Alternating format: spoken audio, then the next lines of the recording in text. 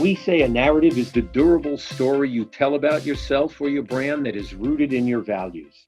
And what I mean by that, in the simplest language, it shows others who you are, it shows others what you stand for, and it shows others what you aspire to be. And, what you aspire to be, if that sounds like a lot of what you do with a brand, it's because it is. I think there's a real parallel here about what a narrative should be that can go to work for big brands in particular, but brands that are in competitive situations as well. Let me be very clear about what a narrative is not. And I think there's a lot of interchangeable use of these words, but a narrative is not messaging. They're two different things. I said the narrative is the durable story you tell about yourself.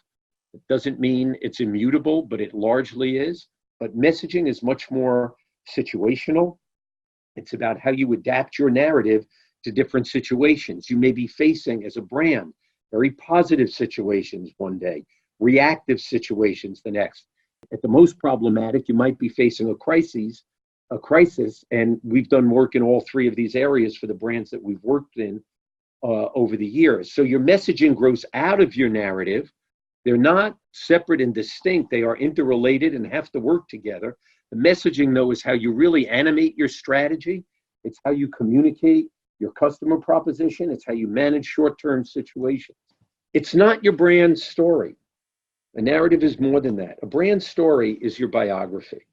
It's what you want people to know about and why. It's about how you got to where you are. It shows where your values come from. It humanizes your company. It's a much more detailed story.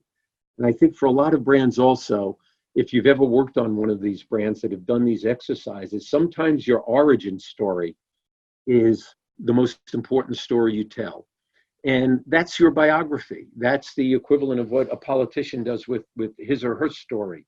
But it's got to be rooted in an authentic story and authentic values that show where you come from and how you got to where you are today. And that's what your brand story is. It's a piece of your narrative, but it's not the whole ball of wax.